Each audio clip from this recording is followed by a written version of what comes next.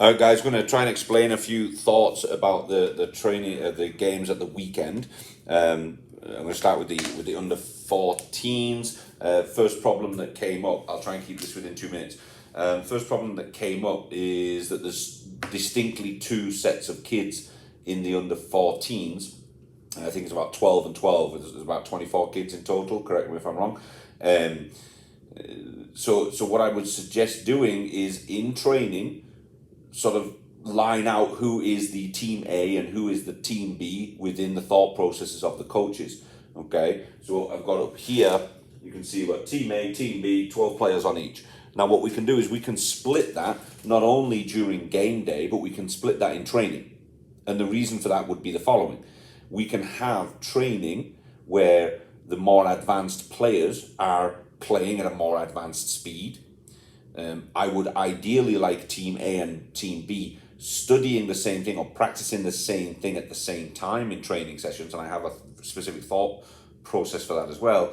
But basically Team A don't get as frustrated by getting the mistakes of Team B, and within Team B, your superstars within that group will float to the top, and it'll be easier to identify those players. Okay, and the reason we would want to do that is, for example, if you've got a team A that is pretty clear in your head, and then there's a couple of players, maybe the number 9, maybe the number 4, number 7, these players are beginning to distinguish themselves in team B, okay, and all of a sudden, we get to a game and, the number 11, number 6, and number 1 from the first team can't show up. I think we should celebrate the fact that these 3 players can get an opportunity to replace these guys on game day. It should be celebrated in training. If we can move them up and down in training, hey guys, you've mastered this skill in team B, please go work with team A for the rest of the session because we think you understand how to make this tackle or perform this type of pass or understand the game plan, whatever it might be, and we can move them over and celebrate that. Equally, we can use this to our advantage if, for example, player number 9 on your first team is considered a very good player but doesn't turn up for 3 weeks in a row. When he does come back, move him out.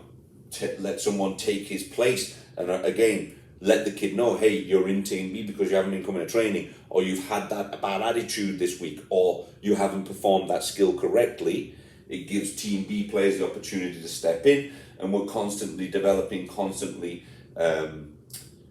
advising these kids and teaching them more, not just about the rugby side of things, but attitude, understanding. There's always those big, strong kids, but they've got all the talent in the world, but they don't use it. They don't fulfill their potential. Okay, people are going to have tantrums about it. That's fine, but as long as we set the expectations early by saying, hey, we've got Team A and Team B in our heads, then the coaches that are with Team B can be very clear on, guys, I want you guys to make your opportunity. These coaches are going to give you this opportunity. And as long as we're fair in doing it, they're going to be happy and they're going to be successful and they're going to feel accomplished at the end of the season. There's some kids we might need to tell, these 3 kids that, hey, we think you're a B team player. We're going to get you as much game time as possible. And then anything beyond that, we've set the expectation. Anything beyond that, they're going to be happy because they know that they've turned up and, hey, they've got some game time and they're happy. We want to try and get everybody game time, right? That's an objective we want. But these guys need to be your priority. But these guys, we want to really work hard on developing them as players and and becoming adults, right? Young men to adults.